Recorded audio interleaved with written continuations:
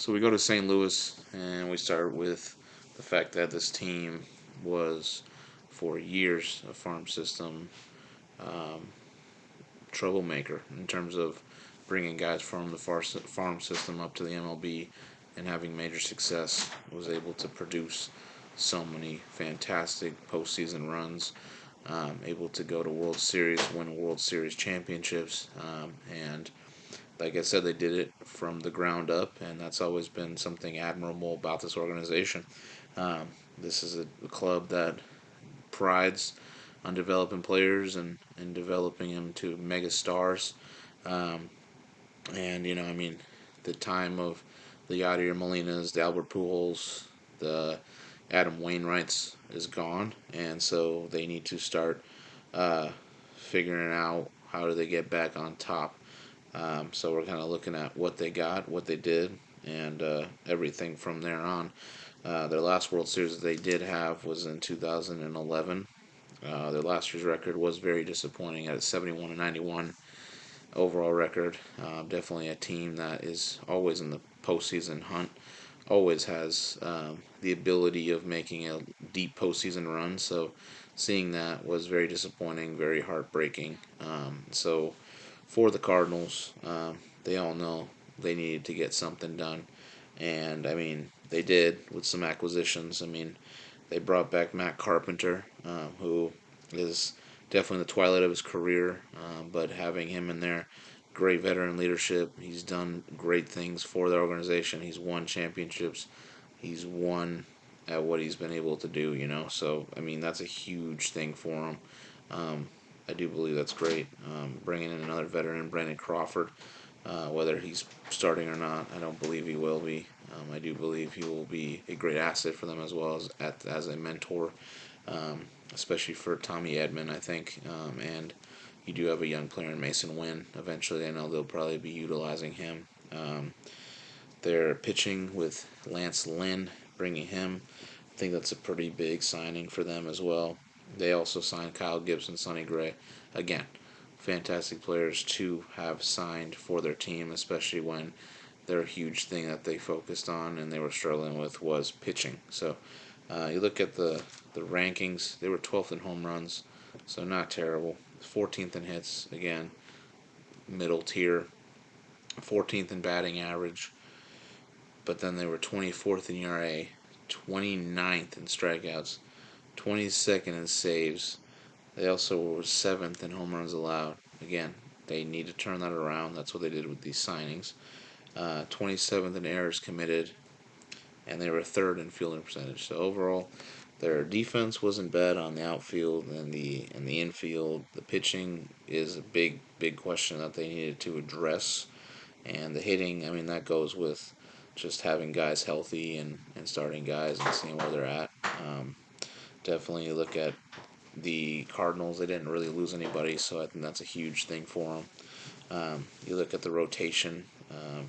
They got 35-year-old Miles Mikolas, 9-13, with a 4.78 ERA and 137 Ks. Then they got the acquiring of Lance Lynn at 36 years old. He was 13-11, 5.73 ERA and 191 Ks. 36-year-old Kyle Gibson, who had a 15-9 record, 4.73 ERA and 157 Ks.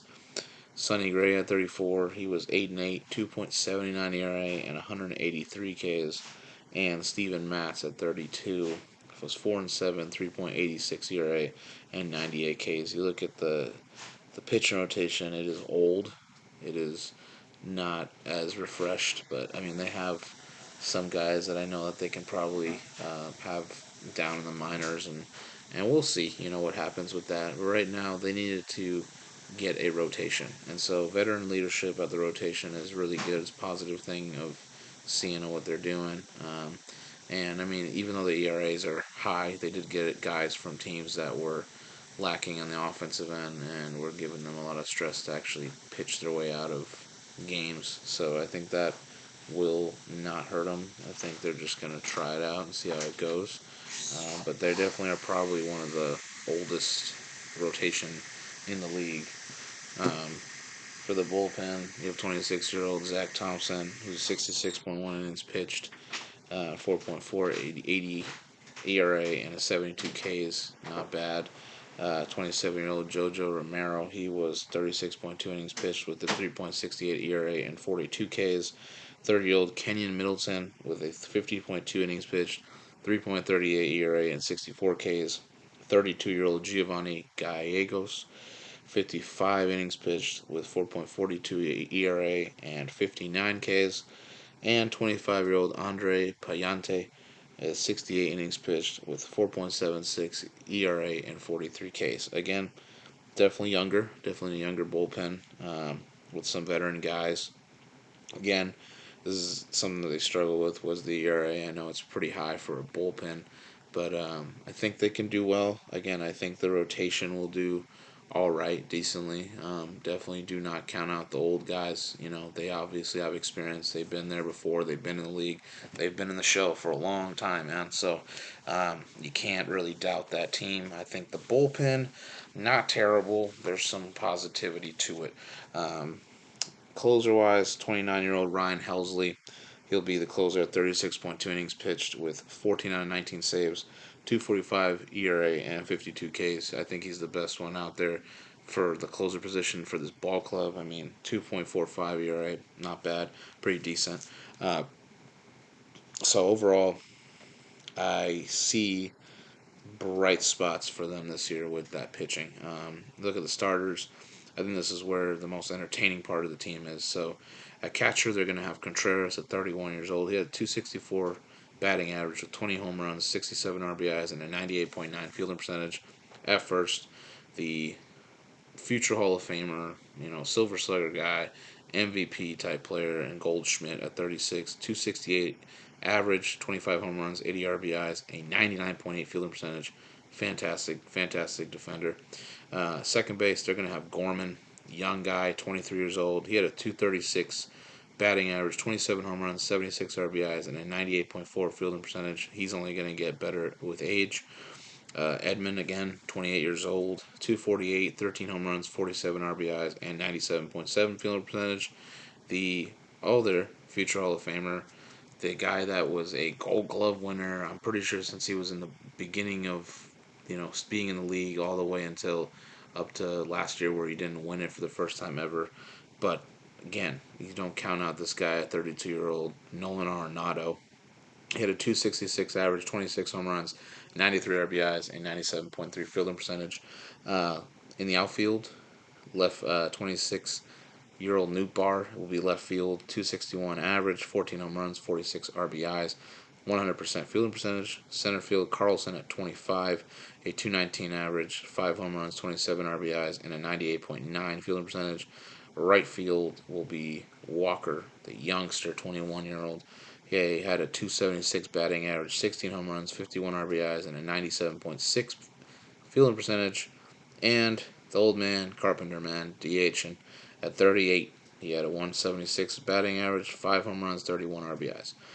Matt Carpenter is not a guy that is going to give you massive home runs, nor is he going to give you an incredibly amount of RBIs, but he's a great hitter. He can definitely see the ball well, definitely smart at the plate, great vision. So overall, I think it could help him out. If he can get in a good rhythm, I think that could be great. Walker's going to be fantastic. He's a young star, superstar, definitely in the making.